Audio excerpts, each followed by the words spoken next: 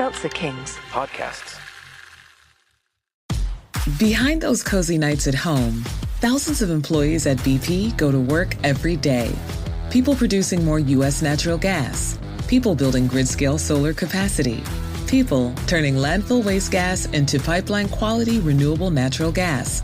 And people delivering all of that power where it's needed. They're part of the more than 300,000 jobs BP supports across the country.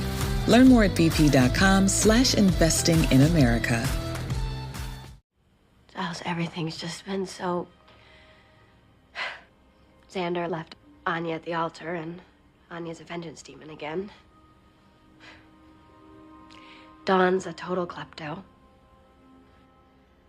Money's been so tight that I've been slinging burgers at the Double Meat Palace, and I've been sleeping with Spike.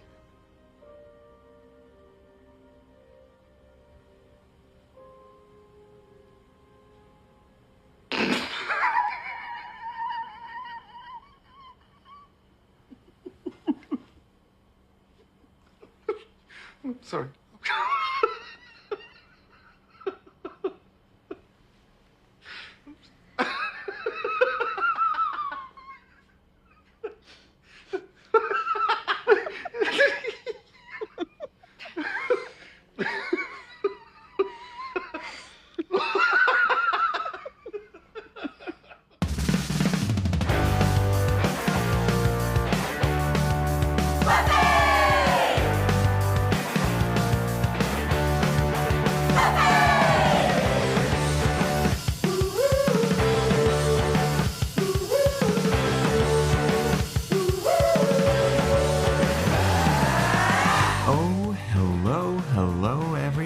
Welcome to another episode of Boys Watching Buffy. We're just two boys watching every episode of Buffy the Vampire Slayer for the first time, giving our review, our reactions. We're your hosts. I am Joe Welke. I am Vance. Today we're talking Season 6, Episode 22, the season finale, Grave. Directed by James A. Contner, written by David Fury. Original air date, May 21st, 2002, to an audience of 5.31 million people. This is the first season finale not written and directed by Joss Whedon. And you kind of feel it.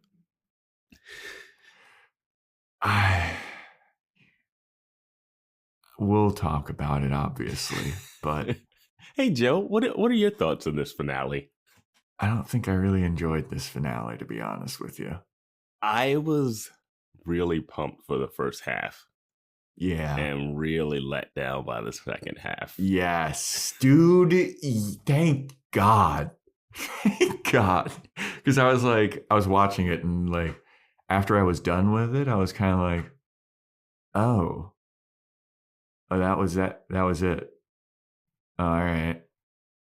And I feel like we kind of predicted the big twist at the end, like last episode. Yeah. But before we get into the episode, join our Discord, join our Patreon, patreon.com/Boys Watching Buffy, where we're doing Boys Watching Angel, Boys Watching Movies, Joe's Fashion Report /Corner. This one, again, going to be a little light.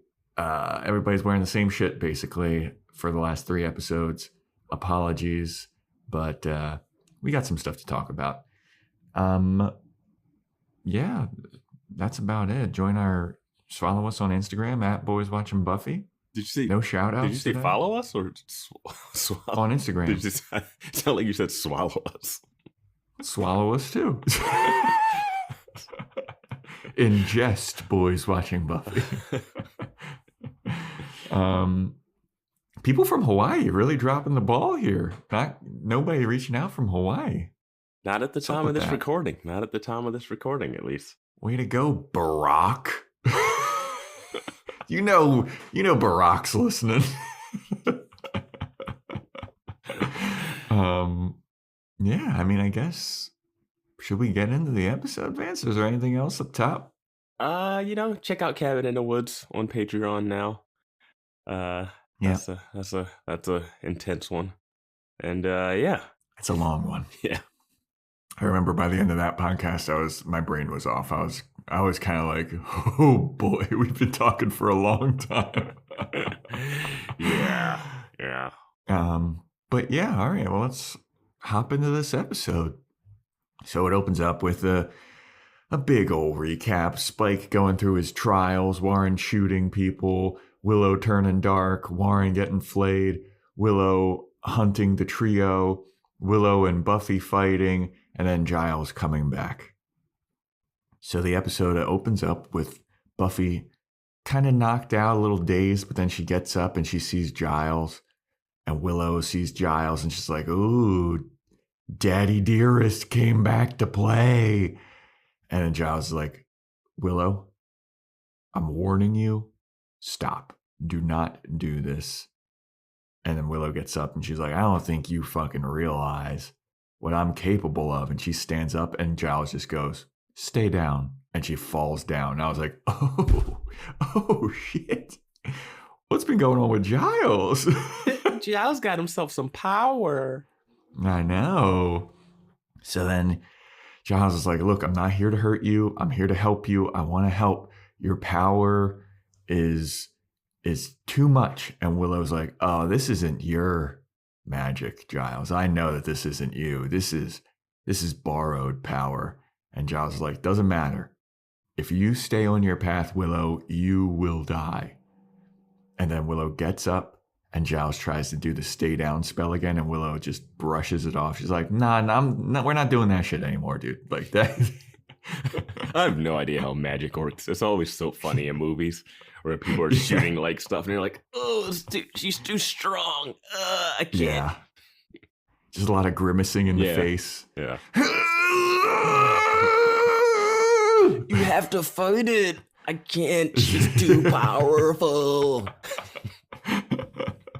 She read some books. So yeah, after Willow kind of negates Giles's magic, she's just like, hey, Giles, remember last time we had a little spat? You called me a rank, arrogant amateur. Well, guess what, Giles? Oh, here we go. She says, buckle up, Rupert, because I've gone pro. And then I wrote in my notes, Willow goes super dark. Yeah. Her eyes black out all the way, and then it's just like, oh, shit. Mm-hmm. Oh, here we go. Then we get the intro song, and then we come back, and Willow's about to do some kind of crazy spell, and Giles uses some kind of like jello restrain spell on her. I wrote he uses green magic. Yeah. It's like a ring of jello that just forms around her, and it knocks her out. She's kind of like, oh, and her head's slumped backwards. Mm-hmm. And Willow and her powers are trapped in a binding field.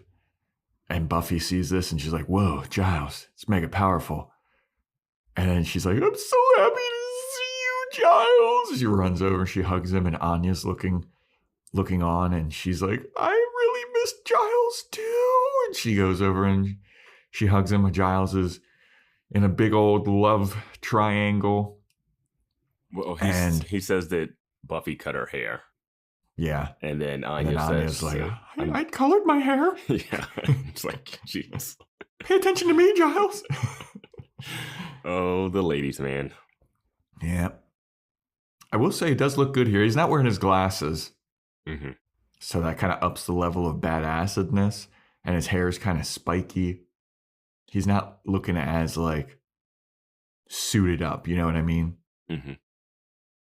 But Giles goes over to Willow's unconscious body after the hug fest, and he's like, hey, look, I'm sorry about Tara. I can't imagine what you must be going through. And then Willow, in fact, is not unconscious. And she kind of like leans over and her eyes are kind of half open. And she's like, this spell won't hold me forever, Giles. And he's kind of like, yeah, sure. Okay. I'm just going to leave you unattended and I'm going to go in the back room. Right. Dude. Because we can't have this conversation anywhere else. that drove me insane. Yeah. That drove me insane that they just left her there. Yeah. Have your little catch up after you're done dealing with this, you know? Right? I was really excited to see like him transport her to some witchery, some witch coven, and then deal with like something. I wanted to see like an exorcism type episode or something. Yes. I mean, I don't know what his plan was at this point. Like, yeah. I mean, we eventually figure out what his plan was, and I don't think. I think that was his backup, like his last resort plan. Like, I don't know what his plan is now that she's tied up. Yeah. Like, are you gonna carry her somewhere? Or she's just gonna float in the middle of a store all day. I mean, the last time we saw the Watchers come to Sunnydale, they talk about like a registry of witches. Like, there's a governmental. Like, how come they didn't show up to? Yeah, I don't understand why they didn't show up themselves. Yeah, this seems like a insane abuse of power. Yeah. We'll get into it. I don't understand why Giles is here and not the people that gave him power. Yeah, familiar face, I guess. Yeah, I mean, I get it story-wise. I don't get it logistic-wise. Yeah. So, as Vance alluded to, while Willow is restrained, he and Buffy go to the back training room to have a little chat. And Giles is like, I came as soon as I heard. And Buffy's like, oh, did the council tell you? And Giles goes, the council doesn't know shit. They don't know shit about shit. They don't know anything. What are Watchers, man? What? We have like neutered the Watchers. Like last season was like, they're the only ones that can tell us who Glory is. Here it's like, they don't know anything. Yeah. Yeah, man. I mean, dude. What? The Watchers fucking suck, dude. It's like, they don't do anything. Giles, do you still work for the Watchers? I don't even know. Man. But Giles reveals that he heard about a disturbance in mystical powers from a coven in Devon. And he's like, oh, he went to go ask them about it. And they said it's in Sunnydale. And he feared for the worst. So they gave him their powers and sent him there, teleported there. And Giles is like, what the fuck's going on? How did it get this bad? And Buffy's like, oh, you want to know how it got this bad, huh? All right, well, here's the rundown of the whole season. Willow's been abusing her magic. Well, Giles is like, oh, she must have been abusing magic. And Buffy's like, that's not even the half of it. She has been abusing her magic. Not that I would have noticed because I was so wrapped up in my own shit. Being brought back to life and ripped from heaven. Yeah. She also asked, why am I here? Is this later or is it this scene? It's later. Okay, yeah. But she saw and she's like, oh. And Giles is basically like, oh, man, that's terrible for Willow. And she's like, that's not even that bad. Xander and Anya, they were supposed to get married and Xander left her at the altar. Anya's a vengeance demon again. And Giles is like, fuck. And then Buffy goes, yeah, and Dawn's a total klepto. She's been stealing shit. And Giles is like, fuck. And Buffy is like, and I'm broke. And I work at the Double Meat Palace. And also I've been sleeping with Spike. And then Giles just starts cracking up. I thought this was the perfect reaction to hearing all of this. It was the perfect reaction to hearing this whole season run down in order. Yeah. He's just like, are you fucking serious? And then Buffy starts cracking up. Yeah. And they're just like, yeah, man, this is our life. Yeah. That was great. That was a great, great moment. So they're cracking up and we go back into the magic box and Anya's cleaning up the shop because it is fucking destroyed. And Willow starts talking to Anya telepathically. And Willow's like, Anya, I need you to do something for me. And Anya's like, oh no, I'm not going to fall for your tricks. And Willow's like, yes, you will. I need you to do something for me. And Anya's like, okay, what do you need me to do? And Willow's like, free me. And Anya's like, I I don't want to do that. I'm going to go tell Buffy and Giles. And Willow's like, you don't need to go alert Buffy and Giles. You want to take away this binding spell and you want to free me. And Anya's like, I don't know how to do that. And he's like, I could tell you how. I know how. I could tell you how to do it. And Anya's like, okay. I had a question about this. Mm-hmm. Because last episode, it seemed like she was Team Willow, right? Mm-hmm. And she also mentions in the scene, your mind control stuff won't work on me because I'm a demon. Yeah. But how does it work on her then? Does she take her vengeance powers from her? I feel like Anya was just bluffing at that point. I was very confused at this scene because I thought Anya had helped Willow on purpose more than she got tricked into helping. But it doesn't seem like that from how it all plays out the rest of the episode. It also doesn't seem that way like in this scene because Anya's like, no. And then Willow's like, yes. And Anya's like, okay, yes. Well, at the end, it looked like her face was kind of like, what do you want me to do? Like again, it goes back to my question of what does a vengeance demon, like, what do they owe? And it seemed like she owed something to Willow if Willow wanted her to help vengeance demon, you know? I mean, fucking Willow could have just said, I wish for you to, because Willow has been wronged by a man. Yeah, but I don't know if, we don't know how the vengeance, like if she has to grant, like she's not fully genie-esque. Yeah. But then later in the episode, Anya mentions, and vengeance, she was full of vengeance. And I wasn't sure if that was like she took her vengeance or was she just saying it because she's a vengeance demon and she wanted to just say vengeance. I don't know. There was something about the acting in the scene that made it seem like Anya. I think it's a combination of the line of your mind control won't work on me. And then her action of like, oh, I'm going to free you. But I'm on your side and not Buffy and Giles' side. It's something in the acting combination of that line that made me feel that there was something not right with how Anya freed her. Yeah. But then the rest of it plays out like generically Willow tricked her. Yeah. Which makes me more upset with Giles and Buffy. Right, dude. You can't leave Anya alone with anything. This is why we can't have nice things. And Buffy knows that Anya is a vengeance demon now. Yeah. Yeah, it's wild. But we go back to Giles and Buffy. They're fucking cracking up now. And Buffy's telling him about like, yeah, and then I had all their mouths duct taped because I thought that I was hallucinating about being in a mental institution. And yeah, I thought that was reality and this was all fake. And Giles is like, you're an idiot, dude. You thought that was real? Kudos to you, Joe. They did bring it back up. I thought it would never come back up, and it's been referenced twice. Yeah.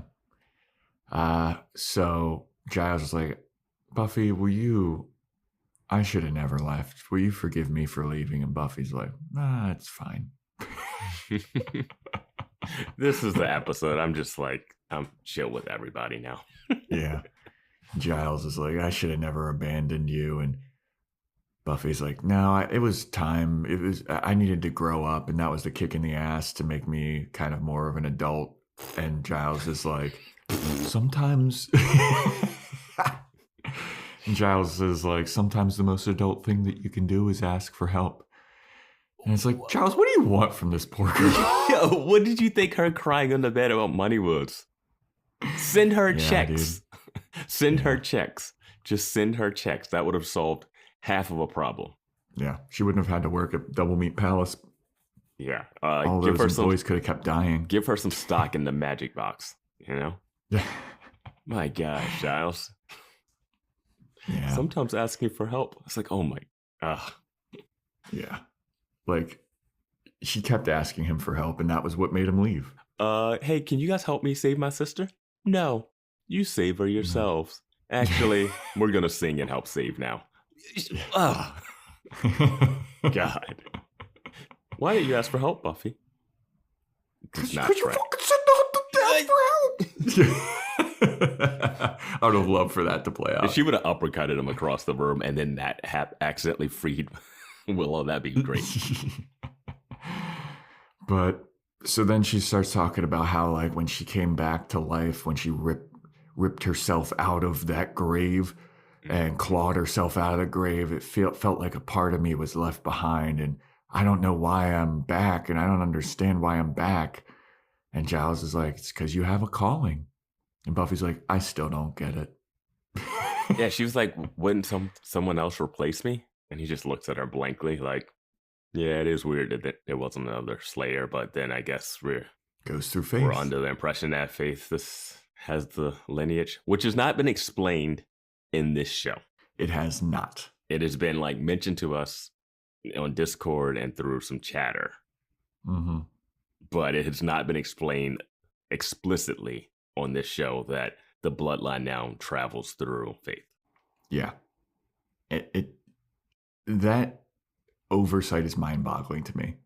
The oversight of how was Faith chosen to be a Slayer is another thing that after 6 seasons, Vance, we're never going to find it out. 6 seasons, I don't know how a Slayer is chosen. We're never going to find it out. We're never going to find out anything about the Watchers. That shit's just over, dude. It's done. I mean, yeah, the Watcher stuff is real over. They're done. They were such a fun organization. Yes. With so much potential for stuff. Dude, the beginning of season 5 was all about, I want you to teach me all about being a Slayer. And we learned next to nothing. All we know is that there was a first Slayer. Yeah. But I don't know why or how. And she's got bad hair. According to Buffy. It's just insane. Yeah. And now at the end of this, I got more questions about vampires. Oh, yeah. So, Buffy still doesn't understand why she's back, but we'll worry about that later. So what's the plan here with Willow? And Giles is like, well, the coven that gave me my powers is working on a way to extract Willow's power without killing her, but it's pretty dicey and she might die. Or it might change who she is as a person. And even if we do take her powers away, will she be able to live with herself after killing a human? It's like, yeah, I think she'll be fine. Yeah. I don't know. How do you do it, Buffy? Remember? How do you do it, Giles?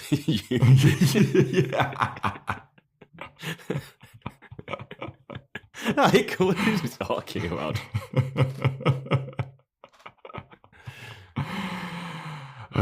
So yeah, after Giles says, will she be able to live with herself after killing a human?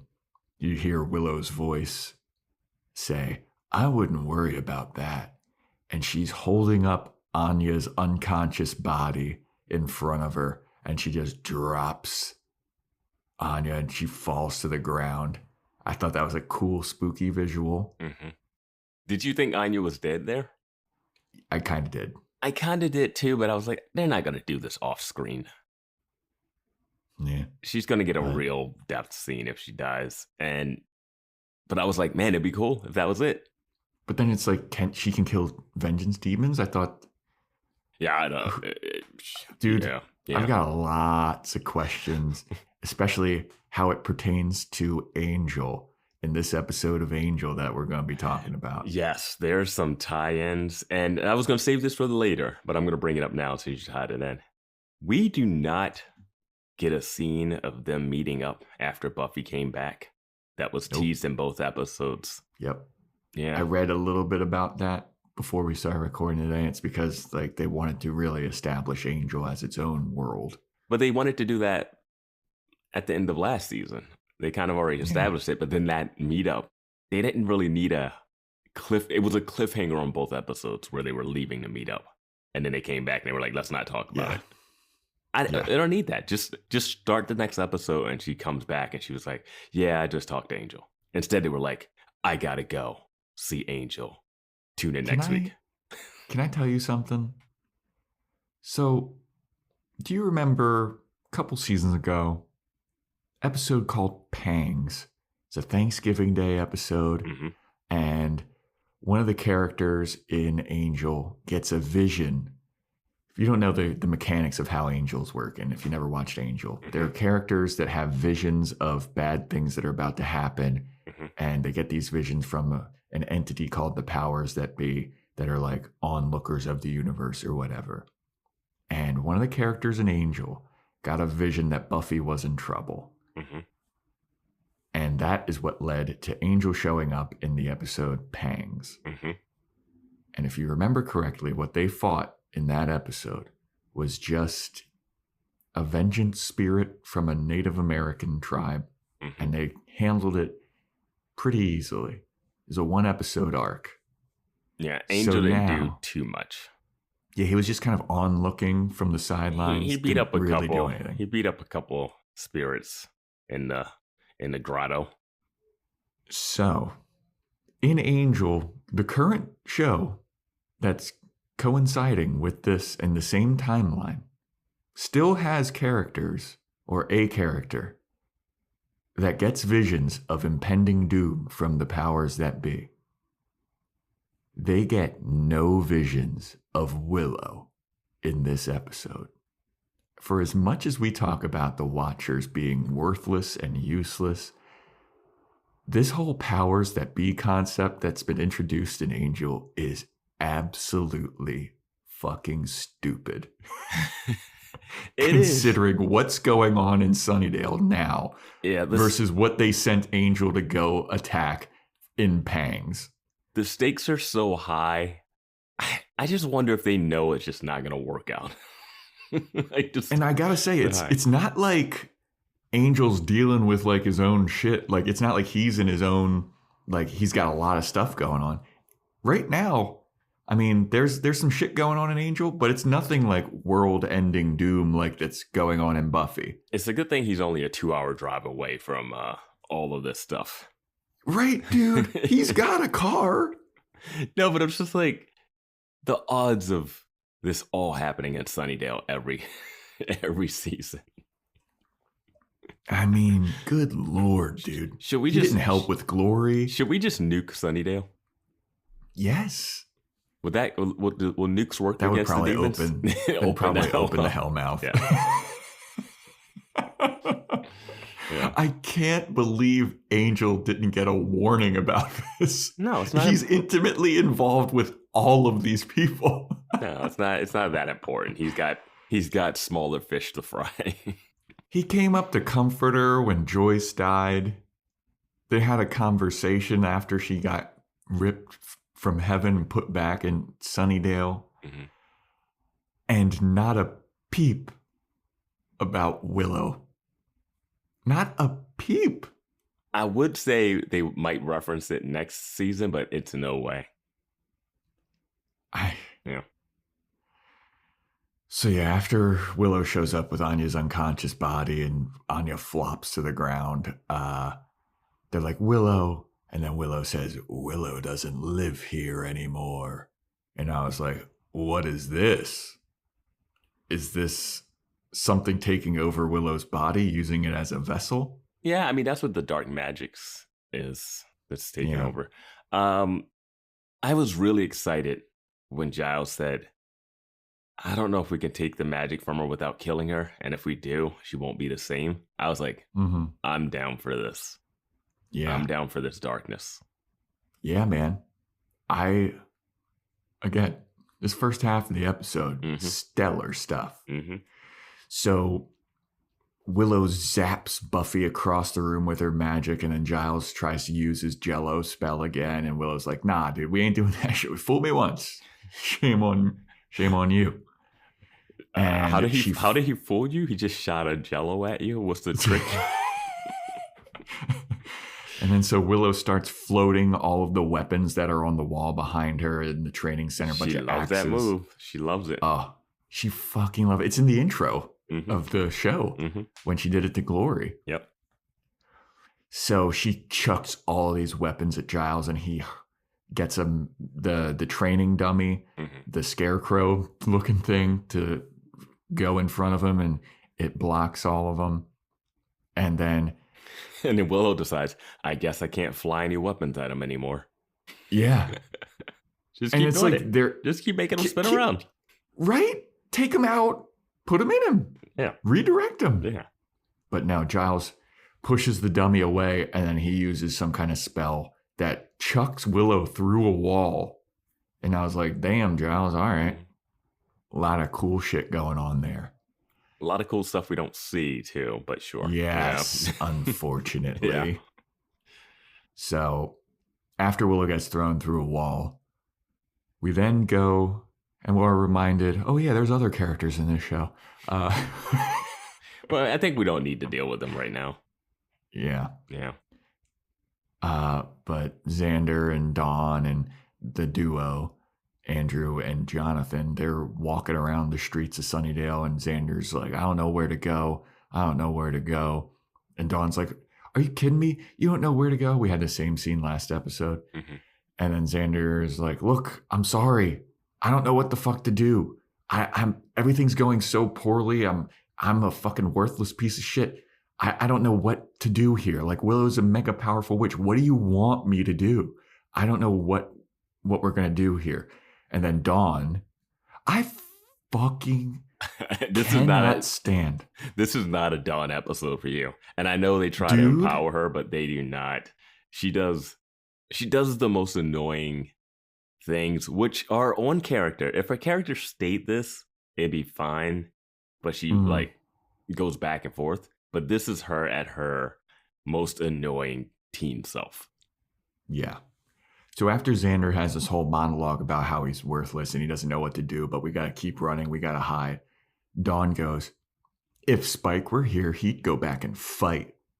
And Xander, yeah, with the line of the century, says, sure, if he wasn't too busy trying to rape your sister. Oh my God. Once they took that R word out of the bag, they were just throwing it around.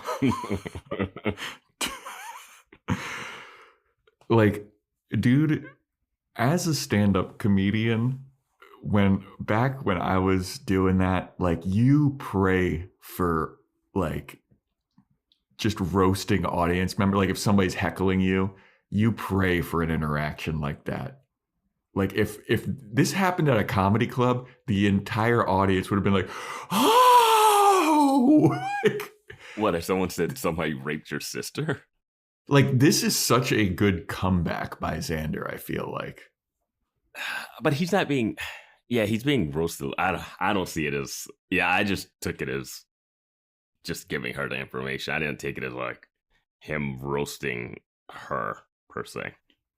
See, I feel like it was because it was like Dawn was very obviously trying to. It's a setup, but it doesn't really. I don't know if it hits her like. I don't know, because it's like Buffy catches a stray in this.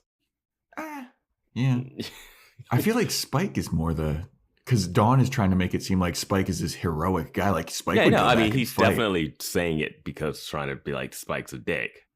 But I think it's not as much of a hit on Dawn than it is like Spike and Buffy.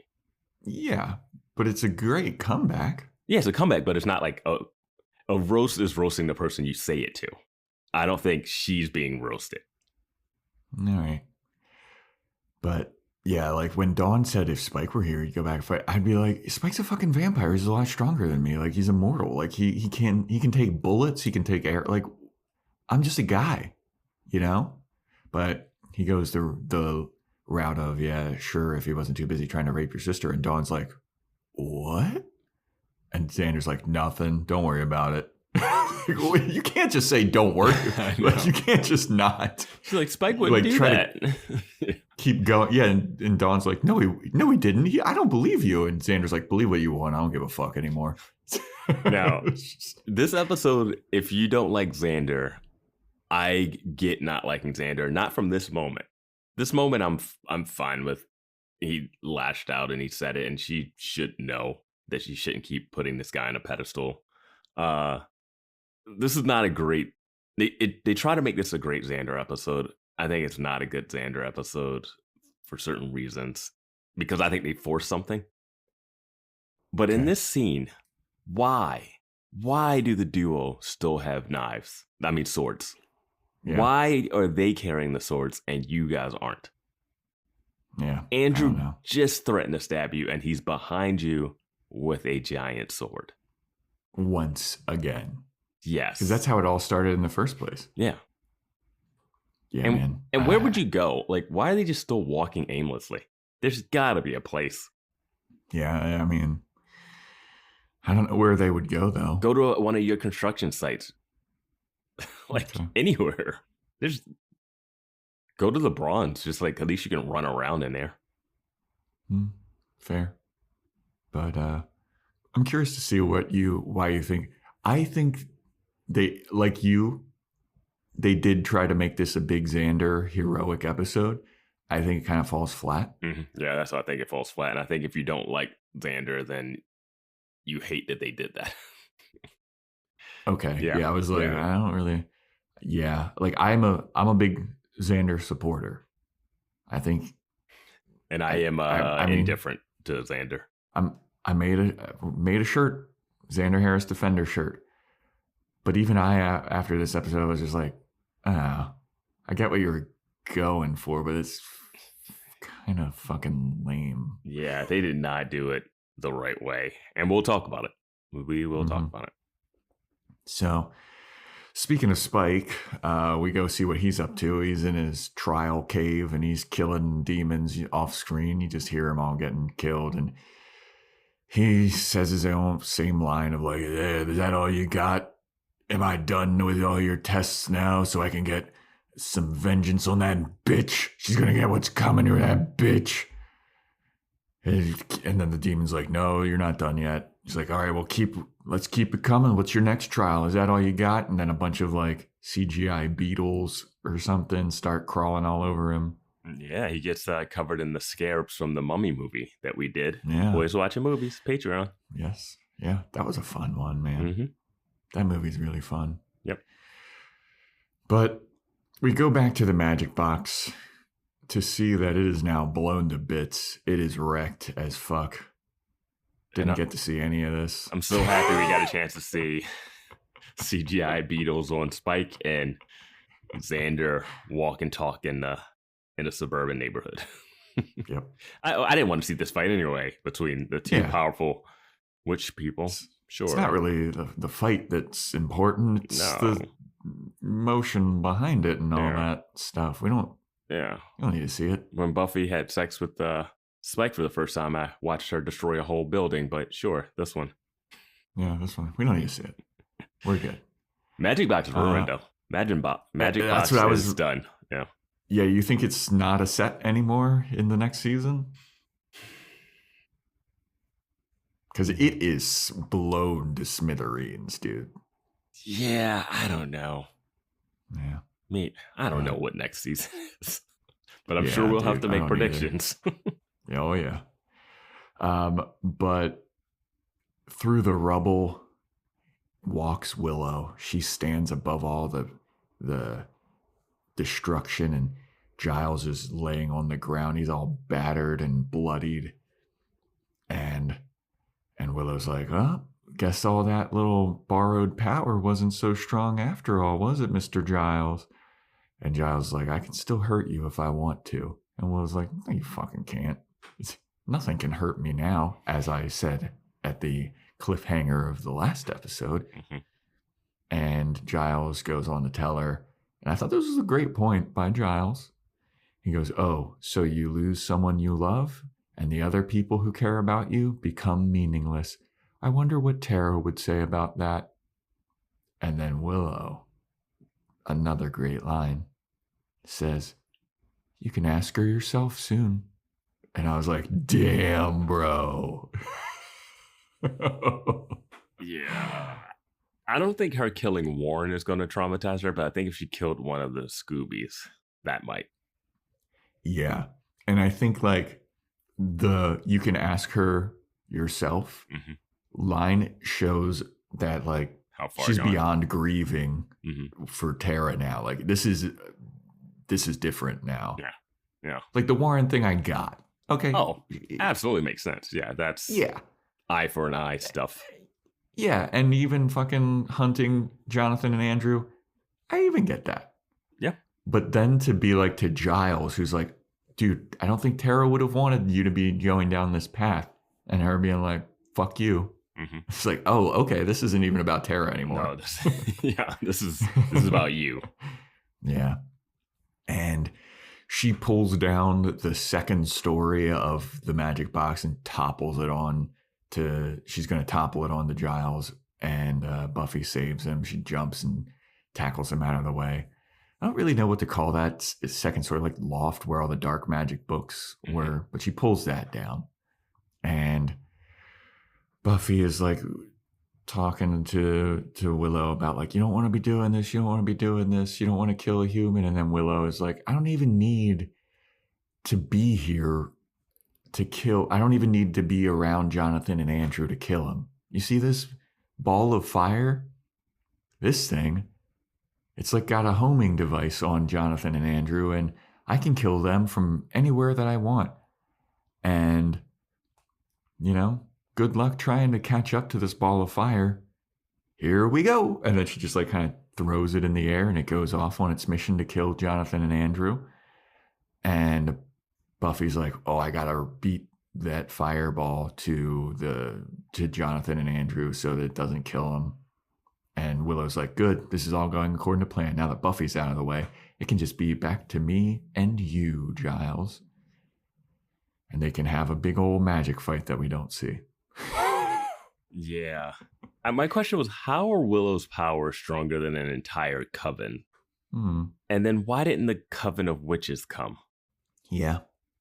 I mean, I don't know why they mentioned that, like, are you guys registered with the Registry of Witches or whatever? I think that was just like, a funny, when they wrote it, that was just supposed to be for, like, funniness. But they make it a part of the show, and they do nothing. Well, they gave Giles power and then sent him and said, hey, I know you don't know how to use any of this all that well. Go fight the most powerful being. But I don't even think that's like the governing witch body. That's just a random coven. Yeah. Like, why isn't... I don't know, man. You would think a bunch of witches would start descending on this place. Yes, like witch cops. That should have been... After she killed Warren, that should have been the next 2 episodes. It's like witches coming to stop her, and then other bad witches coming to join her. Like she starts her little cult, her own coven. I don't know. I guess that you can't really do that because then Buffy becomes worthless, which she kind of is in this episode. My gosh, she's worthless in this episode. Every scene with Willow, they're like, you go chase this fireball. You go do this now. You go do this thing now. Hey, Buffy the Vampire Slayer, this isn't about you. but the name of the show. This is like season 1, episode 3, The Witch. Yeah. And you need Giles to help save this. So the magical fireball goes flying through town and Buffy's running through town. And Willow goes and she's calling Giles a hypocrite. She's like, oh yeah, you saying that I shouldn't be using all this magic, but you're using magic to fight my magic. And then Giles is like up on the ceiling and he's like, Willow slams him to the ground. And then Willow's like, I can't believe that I used to look up to you. Can't believe that I used to think that I had something to learn from you. You're pathetic. And she just throws him up on the ceiling again. He's having the right reaction to someone being thrown to the ceiling. Yep. Yep. Yeah. Unlike in a certain February movie that we'll be talking about on Boys Watching Movies. Yeah. Hint, hint. But yeah, Giles is is thrown back up on the ceiling. And Willow's like, I just think that you might be jealous. You're jealous of all this power that I've got now, because you used to think I was a weak little piece of shit, and now I'm mega powerful. And then Giles just like uses some kind of crazy spell that blasts Willow away. And Willow like falls over, and Giles comes to the ground and he goes, I don't think you're as strong as you think you are. You're expending too much mystical energy to maintain this power. And at this rate, you're going to burn out, and you need to stop. And Willow's like, do I really need to stop? Or do I just need to refuel? And then she puts her hand on Giles's chest, and she starts extracting Giles's mystical energy. And boy, does Willow get high as fuck from this. Yeah, it gets real trippy. She starts seeing double and being double. She's tripping balls, dude. Yeah. And then she starts being like, oh my God, I feel fucking incredible. I feel so powerful. Giles, I don't think no mortal person's ever had this much power. Oh my God. She says based off of nothing at all. Right? After her like 2 weeks of having all of this power. Not even 2 weeks, like 3 days, maybe 1 day. Yeah. And she's like, I feel so connected. I feel connected to everything and everyone. Oh my God, I can feel every emotion. I can feel that happiness, and oh my God, I can feel all the pain in the world and all the sadness. Oh, Giles, this is too much. Oh God, this is too much, Giles. And Giles is like, Willow, it doesn't need to be like this. You can stop it. It doesn't need to be like this. And Willow's like, yeah, I agree. This has to stop. Oh, this has to stop. And then she disappears and she's like, I know exactly what needs to be done. And she disappears into like a storm cloud. And Giles is like, no. And Willow's like, yeah, the suffering needs to end. And as soon as this started happening, I was like, I know exactly where this is going. Yeah. My note says, is she going to kill everyone? Yeah. And this is the reason why we can't have AI people. This is exactly this every robots come to life. Yeah, it's Ultron. Yeah. And I wrote in my note, she's having a Cordelia moment. If you watch Angel, you'll know what that means. But yes, I was like, didn't we do this already? But yeah, this is completely Ultron. Like, well, the only way to save humanity is to kill humanity. And this is where the episode takes a turn for the worse for me. Mm-hmm. This is the turning point. Yep. I agree 100%. Because as soon as that she said that, I knew the next step, and the next step is exactly how it played out. Now, this seems like it's part of Giles' plan, right? Mm-hmm. I don't know how that's part of his plan when he was about to get crushed by the store, shot, stomped, stabbed. Like, everything has to go just right for it to end up this way. And then the plan it's also all is going according to plan, Vance. Yeah. And the plan working later is real convenient. Oh, the location, boy, is it. The location, and how he, whatever. Well, Giles gets sidelined at this point too. This is the point where Giles becomes sidelined. Yeah. This episode is brought to you by Skinny Pop Popcorn. Perfectly popped, endlessly delicious. Oh, so light and crunchy. Skinny Pop Original Popcorn is the snack you've been searching for. Made with just 3 simple ingredients: popcorn kernels, sunflower oil, and salt. Snacking never felt or tasted so good. Perfectly popped, endlessly delicious. Give yourself permission to snack and pick up Skinny Pop Original Popcorn today. So Xander, we go back to Xander, and Xander's trying to kick down a mausoleum tomb door, and Jonathan and Andrew are trying to break into a different one. And how is this the place you go to hide? Yeah. You know she can find you anywhere.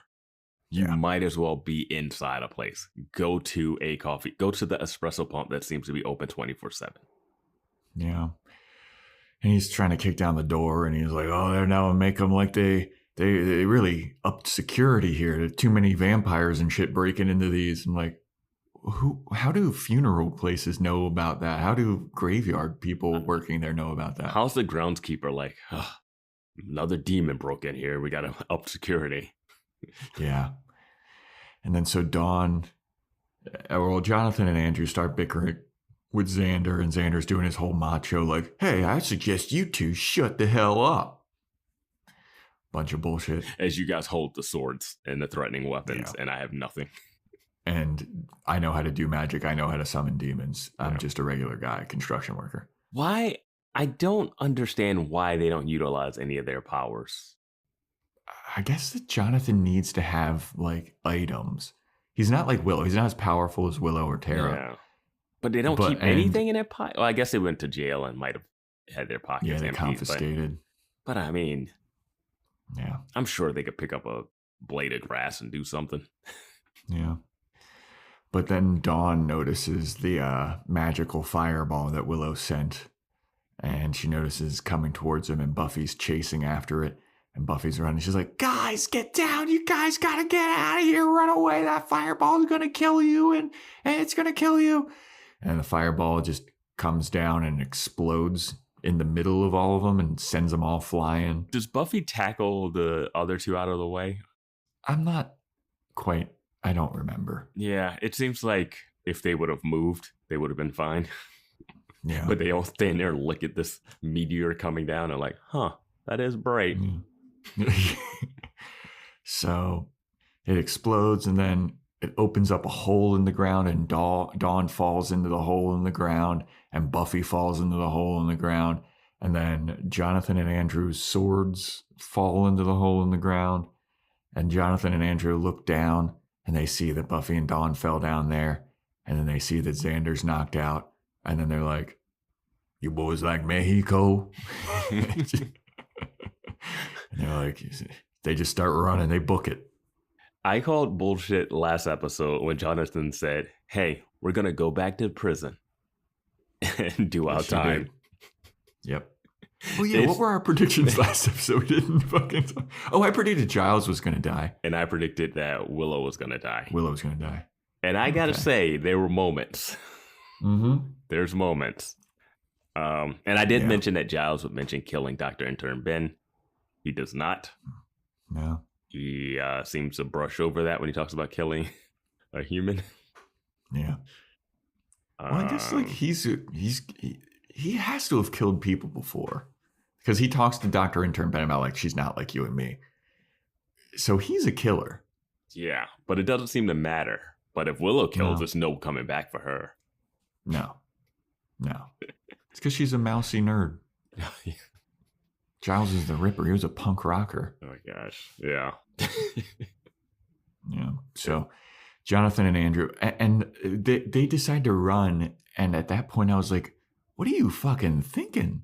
These are the people that are protecting you.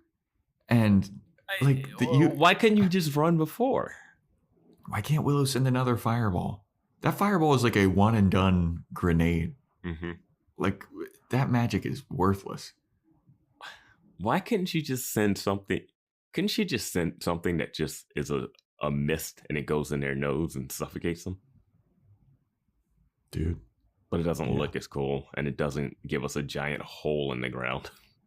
Yeah. No cops, nothing. Nobody hears an explosion, and it brings no one. Not that groundskeeper of the cemetery that has been reinforcing all of the tombs. Oh, man. Oh, didn't you predict something like they were going to fight on Buffy's grave? Yeah. Yeah, I did. Yeah. Yeah. That didn't happen either. Yeah. But we go back to the magic box, and Anya wakes up. She wasn't dead. She was just unconscious, and she sees all the damage done. And I thought she was going to have a reaction like, my store!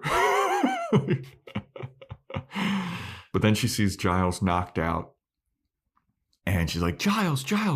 And Giles wakes up, and Giles is like, oh, I can see Willow. And Anya's like, what? oh, no, it's not. I'm Anya. Anya. And he's like, no, I can see her. She took my magic and now I know where she is and I can feel her grief.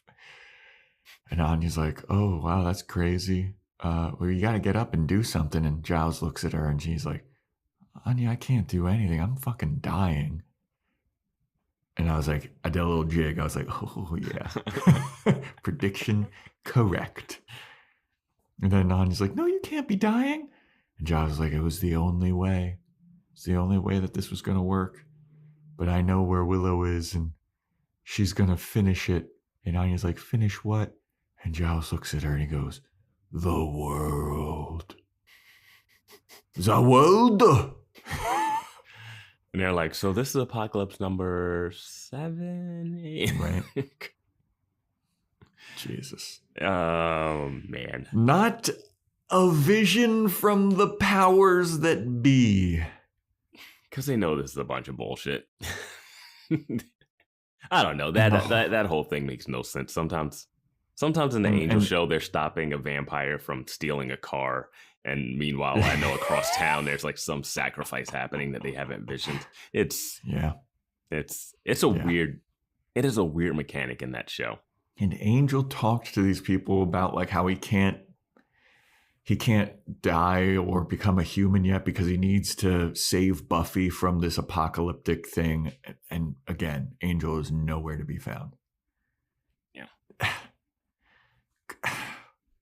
It's frustrating when you set up this stuff and this is part of the world, like, yeah. And then all of this shit's happening. It's like it's bullshit. Yeah. I wonder. I knew one person that watched Angel and didn't watch Buffy, but I don't know what the crossover is. So then we go back to Buffy and Dawn, and they've fallen in that grave hole thing. And they're trying to climb out. Buffy's trying to climb up the roots that are in there, and she keeps falling down. They're like caskets, like stacked on top of each other. Like, it is a weird. Yeah, this is weird. They're like sticking out. They're all at different heights. Yeah, and shit. like they're like, okay, let's dig this one 12 feet down, put a casket in it, dirt it up, and then let's put another one 6 feet above this. Like, it's yeah. And again, going back to like several seasons ago, like we've seen Buffy jump over gigantic fences and stuff, and we've seen her. This seems too high, but I think she could pull herself out of this somehow. I think she can climb up. Yeah, and then or just use the swords as a little like climbing thing. Stab it. Mm-hmm. Climb up onto the sword. Yeah. That's how those like tree climber guys do it. Yeah, I mean it's a little. You need it to be a little smaller. Like it's too long really to do that, but she could figure out a way. Yeah. But Dawn's looking around. She's like, this downstairs kind of reminds me of Spike's place. And Buffy's like, not now, Dawn. We're trying to get out of here. And Dawn's like, no, I seriously think that if we follow these tunnels, there's tunnels down here. If we follow those tunnels, I think we can get to Spike's place. And Buffy goes, yeah, Spike's place is kind of the last place I want to be right now. And then Dawn goes, oh, but it was good enough to take me there after what he did to you? And Buffy's like, what? What are you talking about? And then Buffy's like, dude, that's the last of our worries right now. The world is about to end. And Dawn's like, no, it is paramount. How come you didn't tell me what Spike was trying to do to you? And Buffy's like, I didn't want to fucking tell you because I was trying to protect you. And a lot of shit was going on, dude. A lot of shit's going on. I'm not a kid anymore, Buffy. And you can't protect me anymore, Buffy. Now, I'll give Dawn this one defense. No. It's going to be hard for you to counter this defense too. Okay, all right, let's hear it. Don't let me go over to the person that tried to rape you's place. Okay, yeah. All right, yeah. Don't just go, okay, you said you wanted to go there, I'm going to drop you off there. Don't do that. Don't. Does Dawn know that Spike can hurt Buffy? Like, who knows about the chip I think it's everyone's forgotten about the chip. Okay. We've all forgotten about the chip. Tara knew, but she's dead. Yeah. I don't know what Dawn knows. No. None of them go, wait, he shouldn't be able to do that because the chip wouldn't allow him to. Yeah. I mean, I'm sure Xander... Xander didn't even notice that Willow was covered in blood coming down the steps. He was in shock. Okay. He should. I'm saying he's in shock. Like, bro. Yeah. What happened to you? Yeah. That time of the month.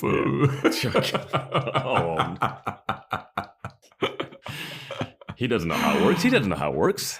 He absolutely does not know how it works. I think Dawn is right to be like, don't drop me off with a rapist to stay the night that I didn't know about. Fair enough.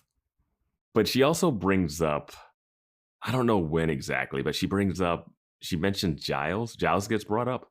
Oh, that's later. That's later? That's not here? Yeah, because it might be here, but a little bit. Yeah, because Dawn says she's not a kid anymore. Then Xander wakes up from being knocked out, and he's looking down in the hole. And it's like, Buffy, Dawn? And Buffy's like, Xander, go get some rope. And he's like, rope, right, yes. All right, I'll go do that. I'll look for some in the graveyard. Right? When he's like, I'll see if there's any around here. Like, there's not going to be any rope around there. Yeah, I was like, go to one of your construction sites. Yeah. So yeah, then this is where Anya appears, and she's like, Buffy, things are bad. Giles is knocked out. Willow escaped. We don't know where she is, but Giles is not doing so hot. And then this is where Dawn's like, you didn't tell me Giles was back? And Buffy's like, God damn it, not now, dude. That was the one that was so egregious to me. Yeah. So, you just came to in a hole. She almost had a sword killer. I mean, there's one later that's that's way later one too. More egregious to me. But when was Buffy supposed to be like, hey, Giles is back? Like, when was she supposed to tell you that? Yeah. And Anya's like, things have gotten so much worse. Willow stole all of Giles' magical power, and Willow's going to try and destroy the world. And Dawn's like, wait, what? And Buffy's like, so wait, what's going on? Like, where's she going? And Anya's like, Giles said something that she's going to Kingsman's Bluff, where there is a satanic temple. And Buffy's like, there's no temple there. Not what? And then, then you see Willow at Kingsman Bluff, and she's like using some kind of magic to pull this satanic temple out of the ground. My note says, what the what? Yeah. Fun fact that I saw about Kingsman Bluff. This is where, in Amends, Angel was going to kill himself. They were on a bluff. This is where he was going to... Yeah. I thought they were. Remember they were like looking out on the town? Yeah, for some reason I thought they were like standing on top of a building. No, it was like some kind of cliff bluff thing, and he's whining like a little bitch. This Angel episode we got coming up, they just decided to go to some random location for no reason. Yep. Dude. It's such a plot convenience. Dude. It makes no sense. Oh, yeah. So Willow's resurrecting this temple out of the ground because it's been buried underground. And we know that because Anya's explaining the entire series of events that caused this temple. She says a she-demon named Proxapexa or something, Propexia, was trying to end the world so many years ago. And then there was a big earthquake, and it swallowed everybody up underneath of Kingsman Bluff, and Willow is going to drain all of the planet's life force and burn the planet up, and no magic or supernatural force can stop her, and the Slayer can't stop her. And Buffy's like, so what that's it? We're just going to die? I love that they introduced a planet's life force. Like, what is that? What is that? Yeah, man. I mean, when she starts talking all that jibber jabber about like She's gonna burn it from the inside. Like she's gonna use like the planet's core to burn the entire. Like what the fuck? And nothing magical could stop her. Not a Slayer. Not a supernatural thing. Slayer can't. Don't even try. So being a witch is the most powerful thing you can be in this universe. Is if you read the books that they kept out on display. The books on display are the ones that would cause someone to destroy everything in the world. And that's just in a shop on Main Street in Sunnydale. That information is just there. Amy the rat could have stumbled upon this. Dawn could have stumbled upon this. Glory. I mean, Glory didn't even need it. But if Glory decided to become a witch too. Yeah, I mean, yeah. Wait, how is Willow stronger than Glory? Ask Rack. I don't know. Wait, how did they kill Glory? Oh, because she turned back. Yeah. I don't know. Because she wasn't. But she definitely got like her mind sucked and became weaker, and then Buffy punched her. Yeah. That's how you defeat a hell king god. Yeah, but you can't punch Willow because she can do force powers. Yeah. So after Anya drops all this knowledge on Buffy and Dawn, she's like, well, I'm going to get back to Giles. He's not doing so well. He doesn't have a lot of time left, and I don't want him to die alone. And Buffy's like, wait. And Anya's like, deuces. Disappears. She's like, I just wanted to drop some bad info on you guys. I know you guys are stuck here, and I can't really help with the teleporting. You know? I just wanted you all to know that we're fucked. Yeah. Later. You're fucked. And there's nothing. You're fucked and there's dying. nothing you can do. And then after Anya disappears, Buffy like looks up. She's like, Xander, where are you with that rope, buddy? Need that rope. And then Dawn's freaking out now, and she's sad, and Buffy's like, there's no time for this. We gotta try and save Willow. We gotta try and do something. We gotta get out of here. And then we have Willow doing her spell still, and she's saying like, oh, it's always the Slayer. She's talking telepathically to Buffy, and she's like, oh, you think you can save the world, Buffy? I'm going to save the world because I'm going to stop the world's pain. And Buffy's like, because you're going to kill everybody? And Willow's like, yep. And I know that you're not going to go down without a fight, but I'm the one that took you out of the earth, and I'm going to put you back in. And then all of these like zombie motherfuckers start popping up out of the wall in the underground where Buffy and Dawn are. And they just start to fight the zombies. They got the swords, and Dawn screams for help. And Buffy's like, Dawn, I can't take on all these zombies, dude. I need you to help me. And Dawn's like, all right, sure. And then so Buffy gives Dawn a sword, and Buffy grabs the other one, and then they go back to back, and they start kicking zombie ass, dude. Too little, too late for me, man. This needed to be a part of the season arc. We got 20 minutes left in the episode, maybe 15, and we're finally letting her fight. Yep. This needed to happen after she had her vampire encounter. I would have dealt with a lot more of that than the klepto stuff, which doesn't really pay off that well. I mean, it's a moment, it's a scene, but the klepto stuff, I mean, just why would you not? I could have swore that was going to play into something, like how she was going to foil Willow. Like she just like steals something off of Willow. I mean, it works in The Mummy. The Mummy, they have a klepto, and it pays off at the end. Yeah. I mean, Dawn could have even done she kleptoed the orbs off of Warren or something. You know what I mean? Yeah, I just feel like that was like, oh shit. It's like, it's a real world reaction to her. It's like a real world reaction that a kid would have after a parent passing and just rebelling. So that was fine. Yeah. But wanting attention. Yeah, so that works in that level, but it doesn't work Buffyverse story character arc growth wise. And then they just try to have Dawn have like growth in this one scene somehow. Mm-hmm. Yeah. And so then we go back to Willow doing her spell, and there's electricity going. The statue of some kind of demonic thing on the temple starts glowing, and earthquakes are happening. And Anya's back there with Giles, and she's petting his pretty little head as he's dying. Buffy and Dawn are still fighting. Earthquake stops. I wrote in my notes, I was like, it looks like Giles dies here. He's like, ugh.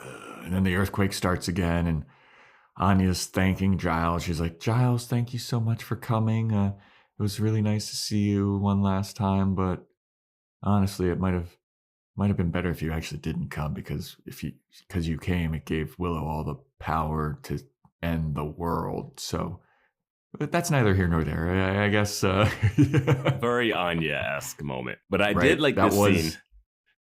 The scene is where she mentions that Giles, she thanks him for teleporting here. So we get that. We get that information at the end of the episode that he teleported. Because he says earlier that he came once the seers told him about Tara dying. Mm-hmm. And I was like, okay. So I guess he magically got here. He doesn't mention teleporting. But I was like, how long has she been gone? Like him getting on a plane, flying, just happened to go straight to the magic box. Yeah. I mean, I was talking about that last episode. Like, how the fuck am I? But we find out confirmed, here teleported. So now we go back to Willow. She's doing her temple spell.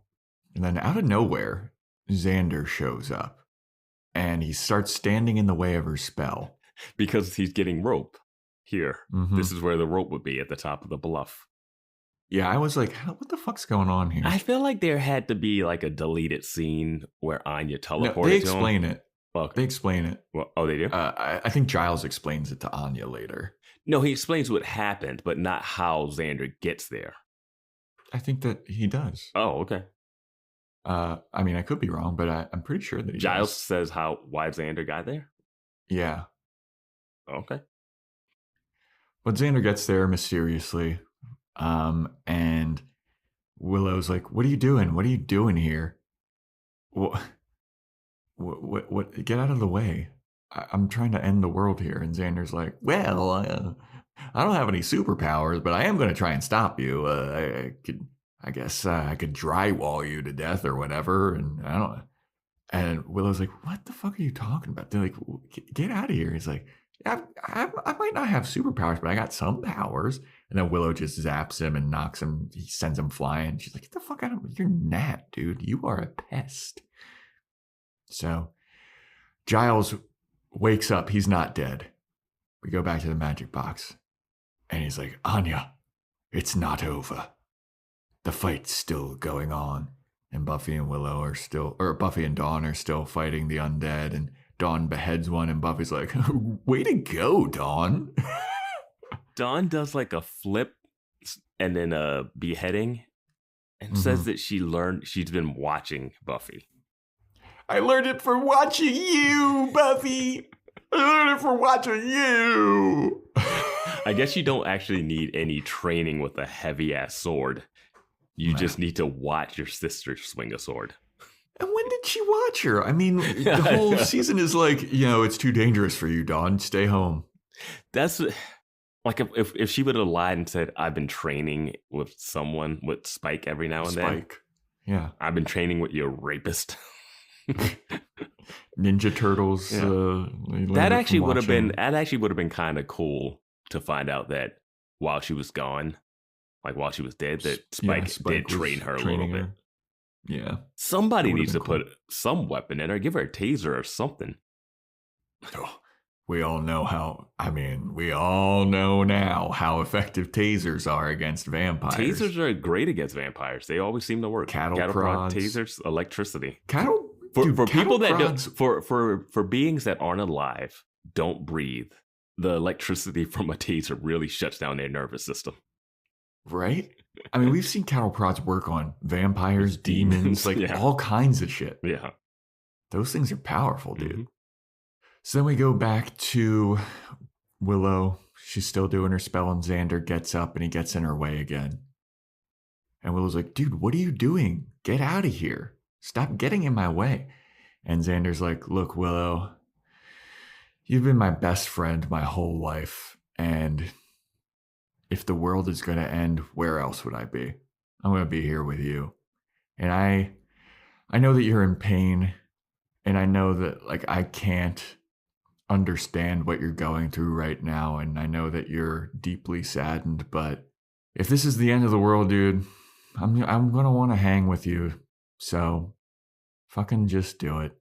I mean, remember like in kindergarten, you were all nervous and you were crying about breaking crayons, and even like up until this day, you're my best friend and I love you and I've loved you all my life.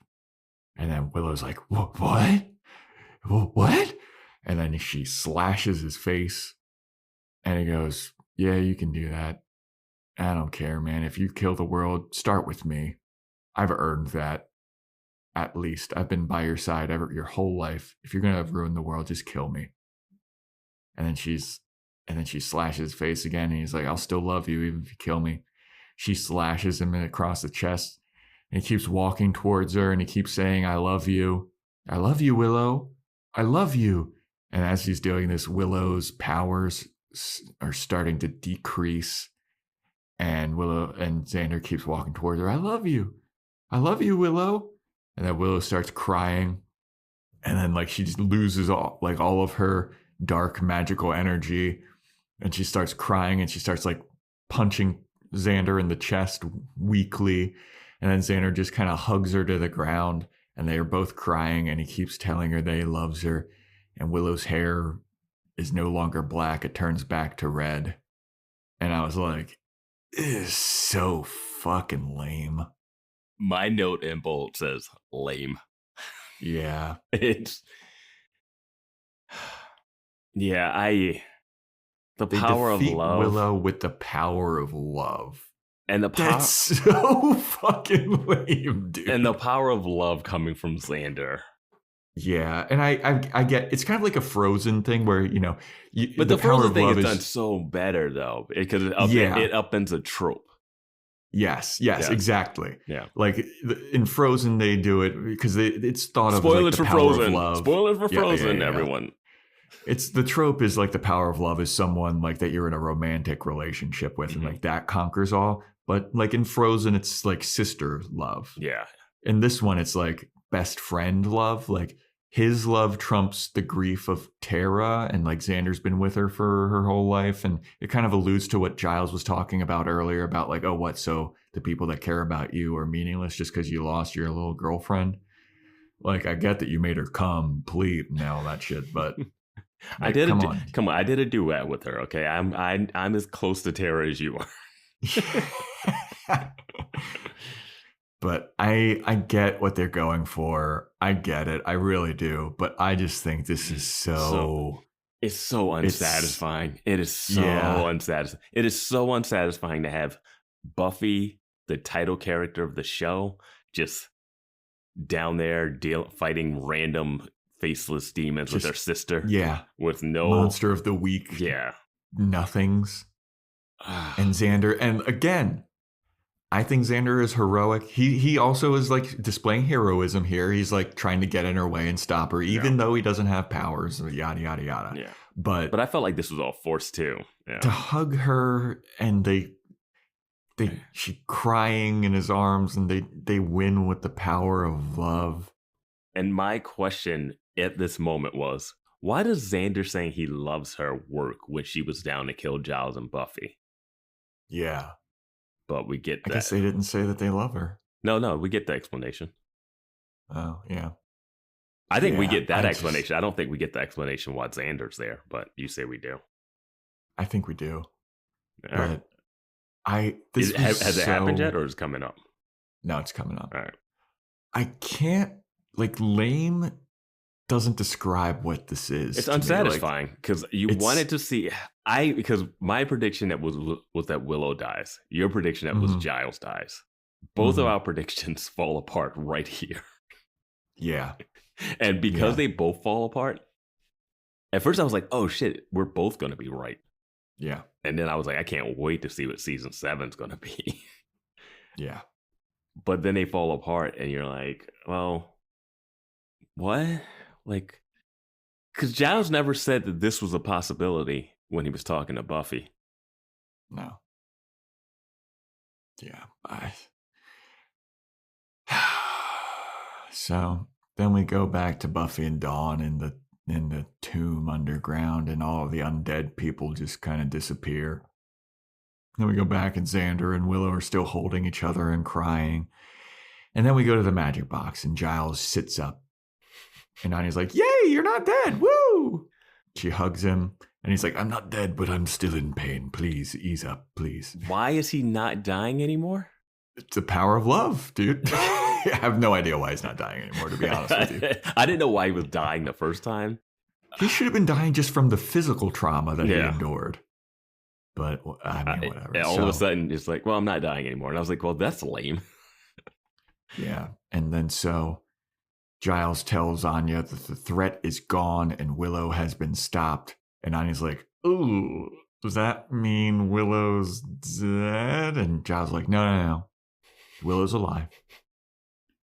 And the magic that Willow took from me was the true essence of magic or something. Yeah, that's what he says. And it tapped into her spark of humanity, the last spark of humanity that she had left, and it helped her feel again. The old spark. And through that magic of humanity, it allowed Xander the opportunity to reach Willow. And that's what I took as the explanation as how Xander got there, because I feel like that magic humanity teleported Xander from wherever he was to where Willow was. Oh, maybe? well, yeah. You took that to mean it magically teleported him there? That's what I think. I did not. I thought he said that meant that he was able to get through to her while talking to her. But I had no idea how he ended up at that place. That's why I was thinking it might be a deleted scene where Anya. That's what I took it as. I could be wrong, but I took it as like the magic within, like it presented Willow with her like last bit of humanity, and Xander is like her key to humanity or something, maybe. That's how I read it, but I could be wrong. I don't buy that. My issue isn't why. My issue is like, how did Xander end up there? Because he was going to get rope, and then he just walked. Like Xander, if that was the way it was going to happen, Xander would have to like pop up there and be like, "Whoa!" But he like walks into frame, like casually, like he just walked up and saw. Like this is why I thought that he does just magically appear in front of Willow's beam of. Yeah, magic. He walks into frame, but we don't see him like pop in. You know what I mean? We don't see him teleport in. We just see him walk into frame. No, here's what I'll say. I don't even remember seeing him walk into frame. Yeah, I mean, he walks in. I don't know. Okay. He steps in front of the beam.